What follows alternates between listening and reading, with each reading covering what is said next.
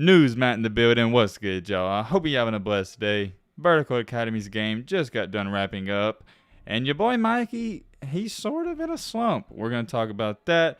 Also, we're going to talk about Montverde Academy and what they did. I couldn't believe it. If you're new to this channel and you like basketball content or anything like this, appreciate it. If you join the family, hit that subscribe button. It's free. Leave a like for more.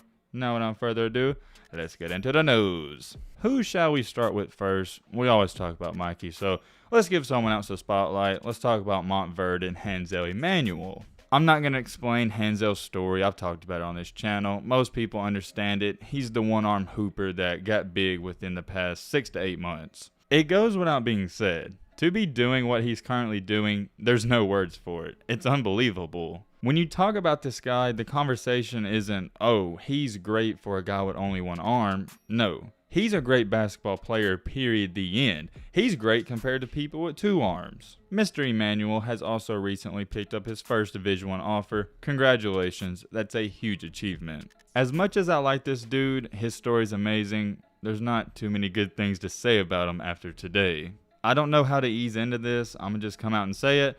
Montverde Academy destroyed his team, and I mean they waxed them. A couple of you are tagging me in it on Instagram. I appreciate it. I thought it was fake. The final score was 84-26. I wasn't too concerned with the scoring gap. I know it's something like 50 points. Where I was flabbergasted by this is how does a high school varsity team only manage to put up 26 points? Nobody at all expected Hansel's team, Life Christian, to win this game or even keep it competitive. However, I thought they'd at least score 40 or 50 points. The matchup wasn't fair. I'm not going to sit up here and talk about how unfair and uneven it was. It wasn't even a close game. As soon as it tipped off, it was over. Here's my biggest takeaway from this game. Life Christian, they look like a middle school team. I don't even want to say too many bad things about them. I could go on and on about this. This was laughable. It's one of those games you would like to get over with and never think about. Out of their whopping 26 total points, Hansel only had 2. I hope I can find this video clip. I want you to pay attention to this. It's important when talking about Hansel. This isn't hate whatsoever, so get that out of your head. This is me, and you know how I am. Whether you like it or not, I'm going to tell you the cold hard truth on this channel. I get it 100%. The truth hurts. We live in a current society where people rather have you lie to them than tell them what they need to hear. It's sad, but it is what it is. It's 2021. People are soft. I'm not going to do that. You know why? Because a real friend and a good friend is going to tell you not what you want to hear, but what you need to hear. I believe the last time we spoke about Hansel on this channel, it's been a while, probably about 2 to 3 months ago. That was around the time he got his first Division I offer.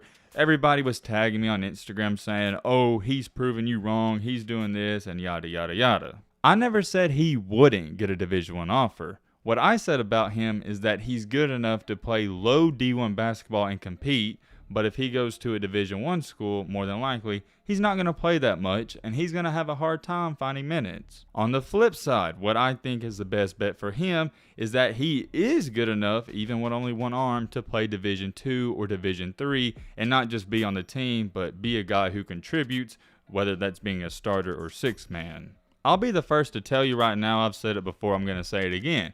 If this dude had 2 arms, we're talking about possibly maybe a top 5 player in his class, and I mean that. To be doing what he's doing with one arm is utterly remarkable itself. When he's going up against these average high school basketball players, or even good ones, you're not going to see his weaknesses too much. A lot of these high school teams that go up against Hansel, they're not scheming against him. The farther he gets in his basketball career, whenever he does go Division I, Division II, or, for example, play a Montverde Academy, things are going to be a little different. He's going to be playing some of the best players that have the best coaching, and simply the coaching is going to force him to, you know what. You're going to see many examples of them trying to force him to the way he can't go. You're also going to see examples, and I have the perfect video clip right here, where when somebody sets him a screen, they're going to blitz him.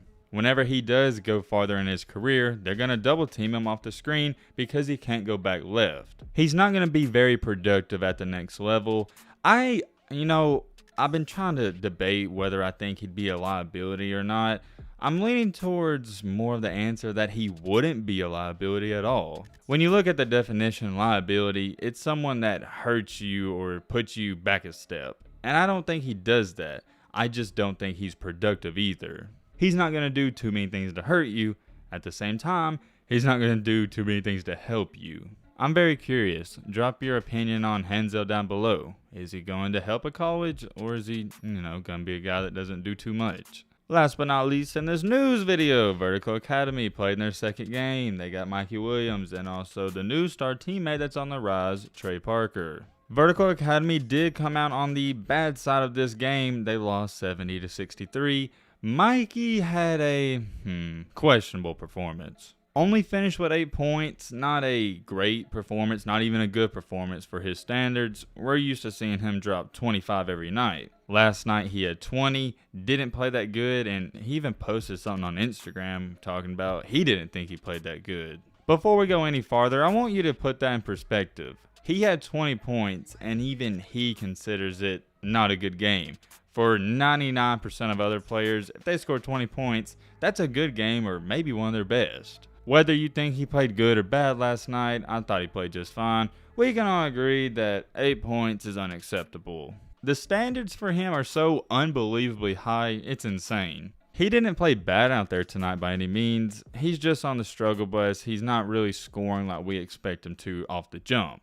Once again, though, on back-to-back nights, the best player on Vertical Academy wasn't Mikey. It was Trey Parker. He dropped 25 points. Trey Parker. Get used to the name. He is a bad man. For Vertical Academy, they're now 1-1 in their first 2 games. I'm not thinking too much of these games. These are, how I'm looking at it, they're not really high school legit games. They're almost like showcase type of AAU games. I'm going to keep it real. Yeah, the players are going out there trying their best, but at the same time, nobody's taking it that serious.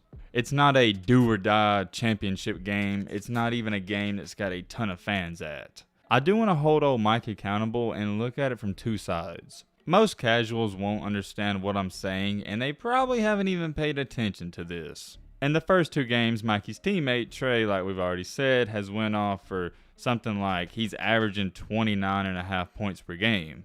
Everybody's immediate reaction is, yo, what the crap? Why is he outscoring Mikey? Is he better than him? Matt's about to put you on some knowledge. What's happening in these games is they're double teaming and hedging Mikey a lot. You won't notice that if you're not paying attention to it. The main focus of the defense going into these games is to stop and hold Mikey under control. They're not worried about Trey right away, and I think that method is going to change considering what he's doing. If you think I'm lying, look at this example. Every time Mikey plays, all the focus is on him, same way it was last year when Trey Green was scoring more than Mikey some games and going off.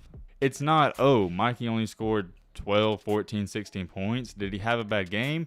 No, he wasn't forcing shots because he was getting double teamed. Every time he drives, there's 3 to 4 people on him. If anything, you got to be more impressed that he's not forcing up bad shots in these double teams. Something to think about, keep in your mind. Let me know what you think about all of this. Do you think Mikey needs to be more aggressive even though he is seeing double teams? Drop the comments down below. But with all that being said, that's going to wrap up this video. Hope you guys enjoyed. Hope you guys learned something. If you're new to the channel, you know what to do. Hit that subscribe button. If not, it's whatever. And as always, let's be great. Actually, subscribe, though. I appreciate it. I'm out, y'all. Peace.